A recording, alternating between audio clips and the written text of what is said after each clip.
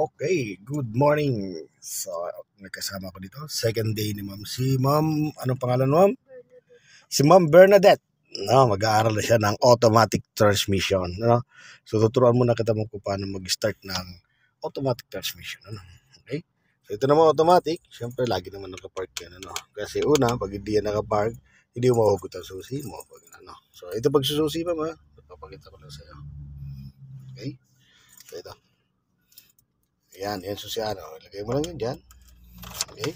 Then, ikutin mo clockwise. Hanggang sa umilaw lang yan. Pag umilaw na yan, okay, ready na yan. Then, ano na yan. Start na. O, ganun lang pag-start na nakita mo yung kamay ko. Parang yung pag-start ko, binitawan ko agad. No? Kasi pag hindi mo nabitawan agad, yan, masisira naman yung starter motor. So, ganito yan.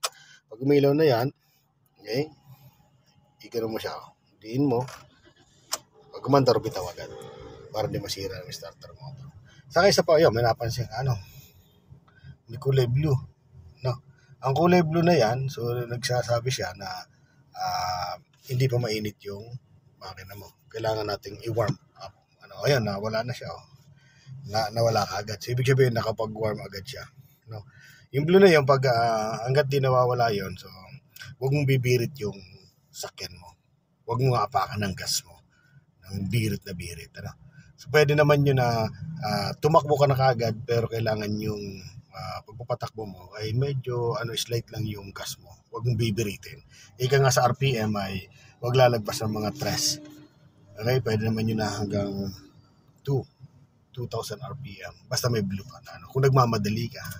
Pero kung naman, mahihintay mo siya na matanggal. Kaya nito. Okay? Wala na yung blue na yon. So, pwede ka na mag-go. No? Okay? So, dito, papaliwanag ko sa iyo yung mga pwede mong gamitin habang nagmamaneho ka. No? So, dito nga sa kaliwa, ito yung sa ilaw, ma'am. No? Hawak mo itong manibela. Okay? Ito yung sa manibela. So, yung sa ilaw. Okay? Sa signal light, kaya nito pag signal. Yan. So, ang technique ng paghawak ng manibela, ganito, 9 o'clock. Para pag nag-signal ka ng kaliwa, susungkitin mo lang daliri mo, gaganyan mo lang yan. Na. Pag tatanggalin mo naman siya, okay, daliri lang, gaganyan mo lang, sungkit lang. No, kailangan abot ng daliri mo, tapos nakaganyan lang. Iba yun, ginaganyan pa, ito na lang. No. Okay? Then yung passing light. Yung passing light, nagawa mo na ba tayo? Hindi pa na. Okay, passing light, ayan. So, yung ginagamit yung passing light, syempre kung may papasok dyan bigla, magko-cross bigla sa alanganin. So, gagawin niya pa lang yon. Nagpaplano pala siya mag-cross na alanganin. Okay, so passing light. Para hindi kayo magbanggaan. Okay, yan ang niya. So, pag sa kanan naman, so ganun, taas mo lang. So, ginagamit natin yung mga signal na yan para magipag-communicate ka sa kanila. Okay, para maintindihan nila kung saan ka pupunta talaga. Okay, kaya pag nakaliko ka na o naka-change ka ng lane ka na, kasi pwede mong gamitin sa pag-change ng lane nito. Halimbawa, nandito ka sa lane na to. Plano mo pumunta dito sa kabilang lane. So, naisip mo pa lang, ganyan ka na, para yung nasa likuran mo, alam nila na pupunta ka doon. So, makakapag-adjust sila doon sa kanilang bilis. Okay? So, importante ito. Tapos, kung pupunta ka sa kanan, halimbawa, pupunta ka sa kanan, may kantuan ito. Halimbawa, yan, kantuan. So, 30 meters, approximately 30 meters. So, kailangan may may ganito ka na, may signal ka na. Gano'ng kalayo yung 30 meters? May idea ka ba? So, yung van na yan, yung truck na yan, mula dito, nasa 30 meters yan. No? So, mga ganun, So, approximately. So, lumayo man o lumapit yan.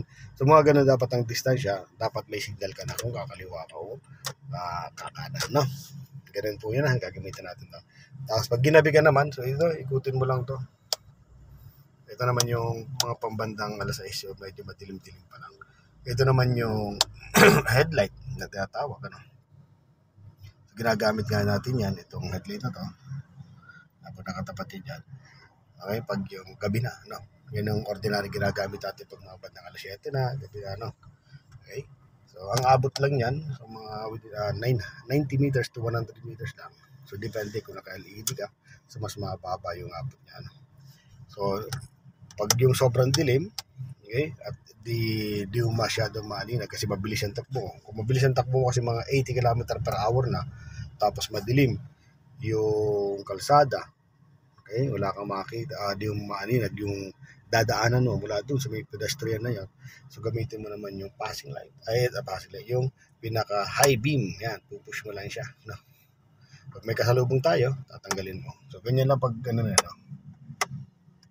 Ganun gagawin mo lang ng daliri mo. Kaya ganyan lang yan, no? Na, tapos yung passing light, ganyan lang.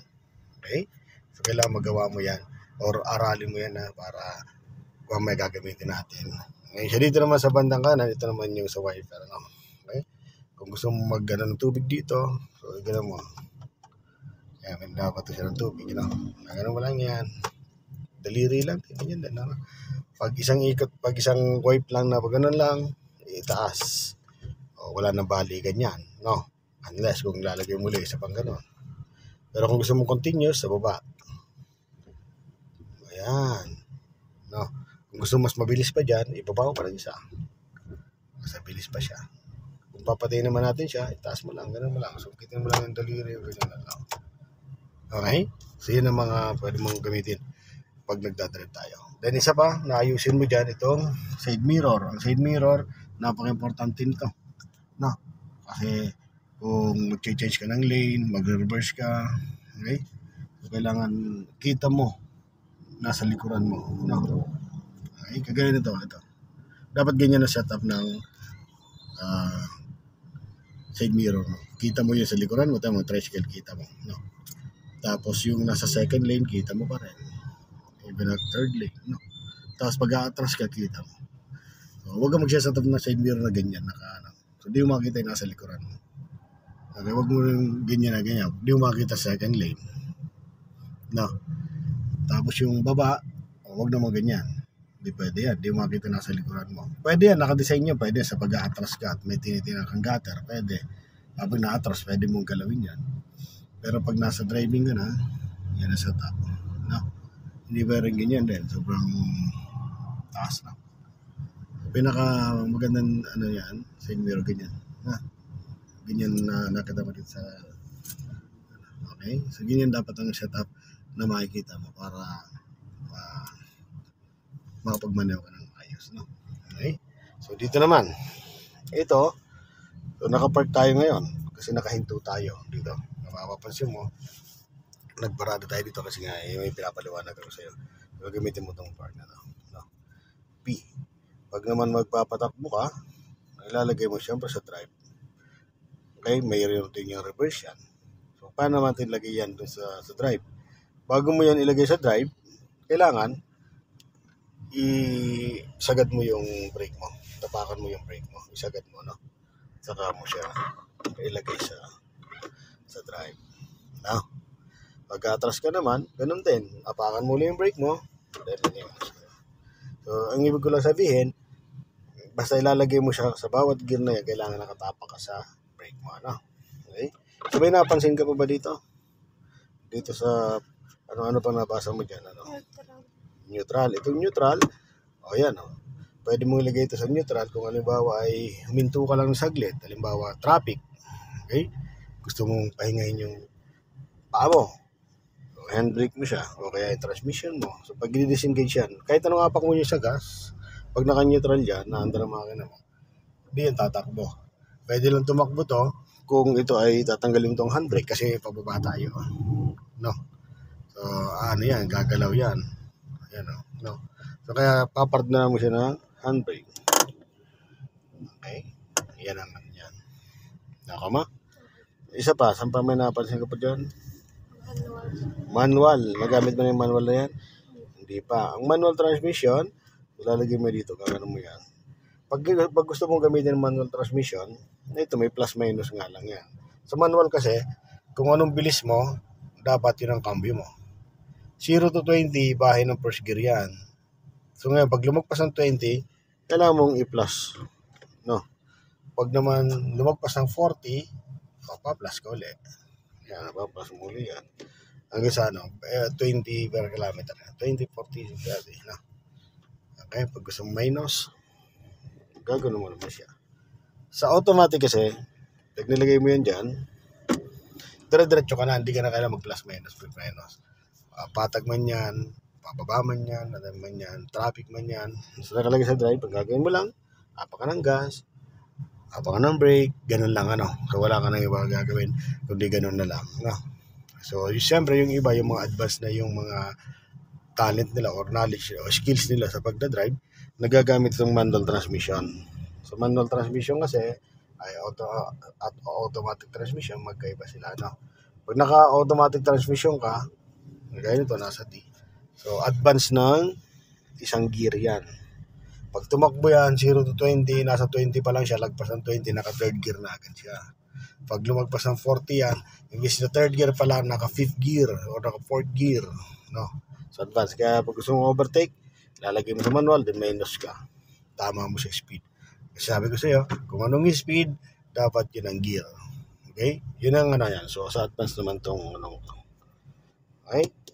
So, ito naman yung handbrake niya. So, baba natin itong handbrake. Okay? So, okay na?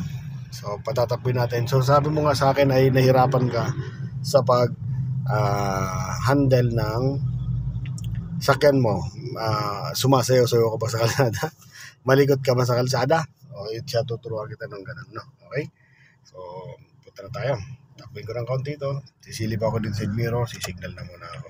So, wala naman. So, pupunta ako dito. Ang pag-ikot ng manibela, kailangan, ano lang, smooth lang, ano.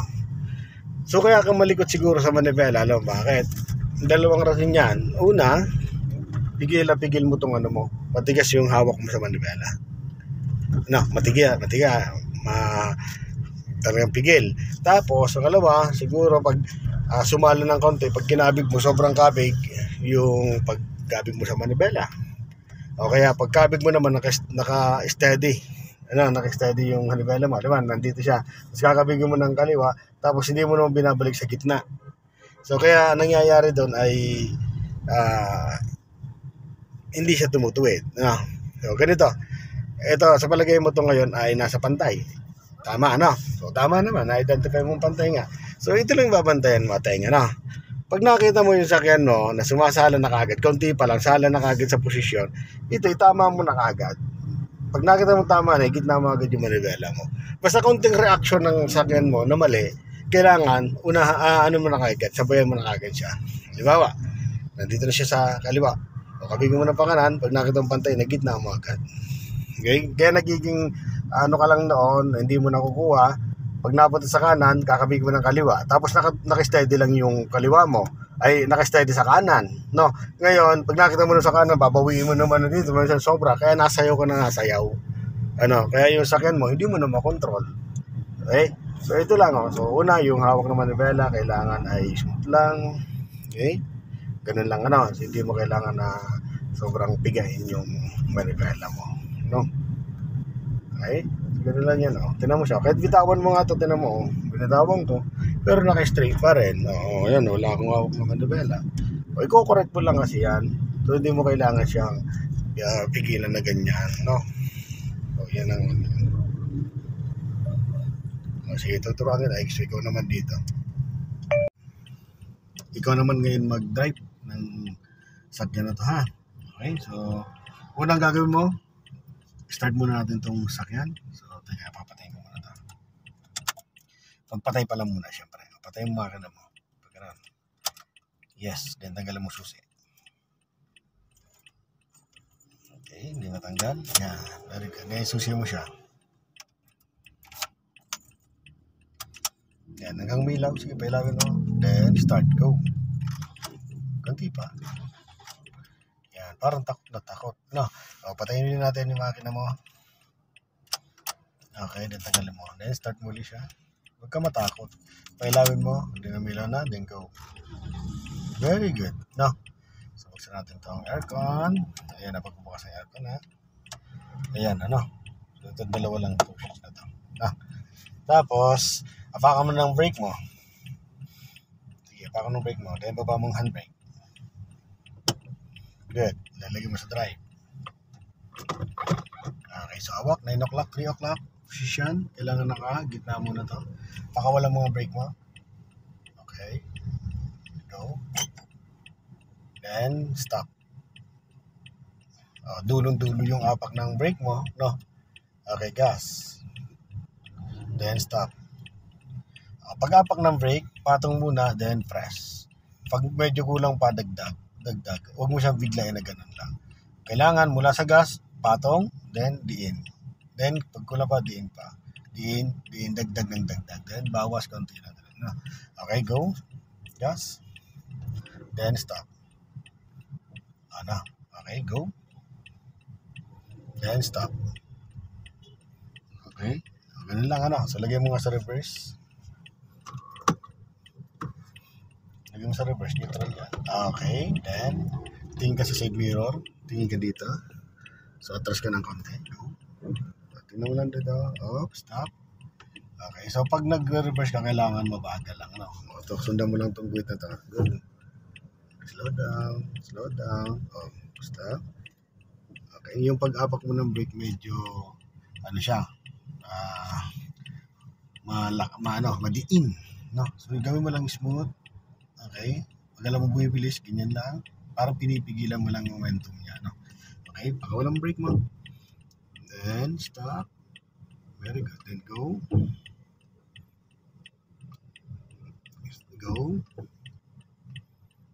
Sige, sundan mo lang. Kung nawawala ka sa lane, sige lang. Go. Yan mo konti kaliwa. Then gitna. Pabanti naman. Okay, go. Gas. Sige pa. Gas. Then stop. Ganun lang. Diba? Ang ganda ng niya. Okay, go ka pa. Go. Then stop. Okay. So reverse muli siya. Okay, sa tingin ka dito. Go. So yung guhit na yan, kailangan makapasok ka dyan sa loob. Okay, then kung nakapasok ka na, punta ka dito ng konti. Then stop. Very good. So gumaganda na yung paa mo, Gumaganda na yung apak mo sa brake. Sa lilim sa treble. Okay, go. Sige pa. Go ka pa. Sige pa. Then stop. Nakita mo. So pag nag-apak ka ng brake, so tama yung ginagawa mo, patong yung brake. So kaya pinapagawa ko sa yan, kasi nakita ko kanina sa'yo, yung pag-apak mo medyo madiin kasi wala siya sa posisyon, wala sa tamang timing. So pag-apak ng brake, kailangan nasa timing din lagi yan. Para smooth lang lagi yung paghinto ng iyong sasakyan. So hindi pa subsub lahat. Kasi masakit sa masakit sa ulo. Pasubsob, mananakit ang ulo ng pasahero mo, Okay, so nakita ko na, okay naman, nadubulo yung muscle memory na konti. So tanggalin mo ng hazard. Then signal ka ng kaliwa, siyempre. Tapos gapangin mo lang unti-unti sa sakyan mo. Go, gapang kanti-kanti. Tanggalin yung brake mo, siyempre. Okay, go, gapang lang unti-kanti. Kanti-kanti lang yung hapon ng gas. Okay, slow down. Yan. Pag i-slow down yun, tanggalin mo yung gas mo. Okay, signal ka ng kaliwa. Okay, check mo yung sakyan sa kaliwa. Wala naman, Okay, go. Pasok ka din sa isang lane na to. So, apak ka pa ng gas. Good. Yeah, tapos yung posisyon, itong tinatawag na posisyon, kailangan nasa loob ka ng iyong kalsada, So, may dalawang guhit yan, nakita mo? May guhit sa kaliwa, may guhit sa kanan, So, dapat hindi mo masasagasaan yung dalawang guhit yan. Either dito o dito sa kabila, Pwede kang lumapit dyan sa kabila, pero wag mo lang siyang sagasaan. Pinakamagandang guide kasi nandyan sa yan, sa side mo. Yan. Okay, yan na, sundan mo lang yung guhit yan, sige. Okay, so diretso lang. Tapos ang mata mo, nandun sa medyo malayo dapat ang tapo ng mata mo, nakita mo parang sala na, gaganon mo siya na konti. Pag sumasala na yung napunta siya sa kanan napunta siya dito, kakabigin mo na agad ng pakaliwa. Pag nakita mo pantay, nagitna mo agad. Okay, go, gas ka pa. Gas. Basta ramdam mo agad, tanggalin mo ng palang signal mo. Okay? Yan. So pag tumingin ka sa isang segundo lang, wag tingin dito ng masyado nakababad. Kasi nakababad ka, nakababad ka sa iyong signal light. Ang mata mo nandito dapat, wag kang magbababa dito ng mata dito sa Isang segundo lang. Ang tingin mo pa ng side mirror, isa dito, tapos punta ka dito. Hindi, mali yun, Ang pagtingin ng side mirror ay, isang side mirror, then punta dito sa unahan. Isang dito, tapos punta sa unahan, Okay, gas ka pa. Sige, gas ka pa. Okay. So dito ka tumingin ha. Huwag ka masyado mag-focus side mirror. Dito ka lang sa unahan mo. Go. Yan. Very good yan. Pag sumasala, so ikabigin mo lang. Pupunta siya sa kanan, no? Kabigin mo na pa kaliwa. Then pagpantay mo na siya, no? Pag basta yung unang reaction pa lang ng sakyan mo, ano mo na kagad?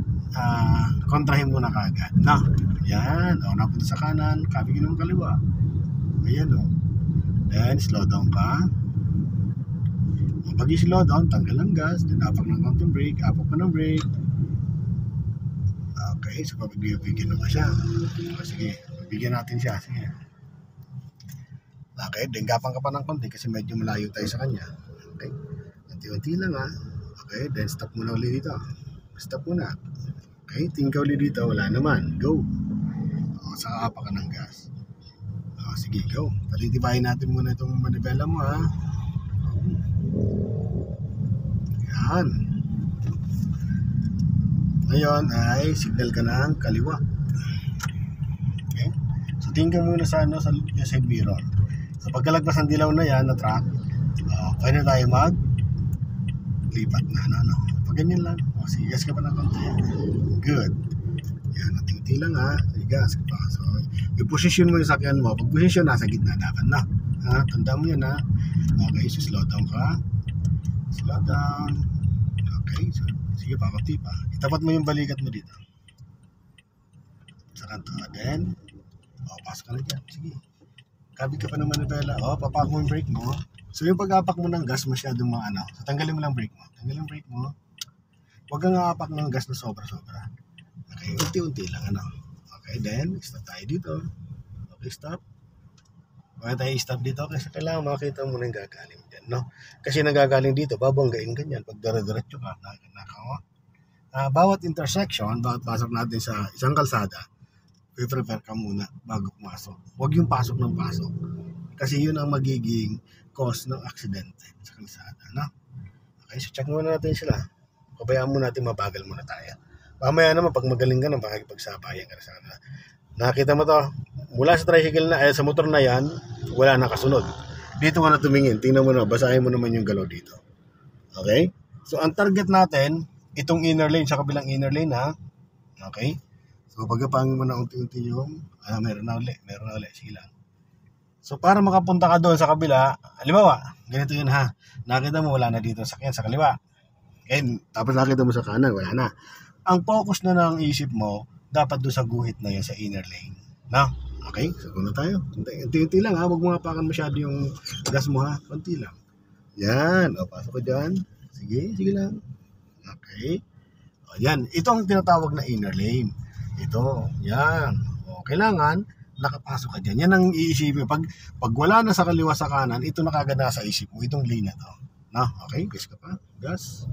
Tingnan mo, wala siya sa posisyon. Itatama mo lang. Yan.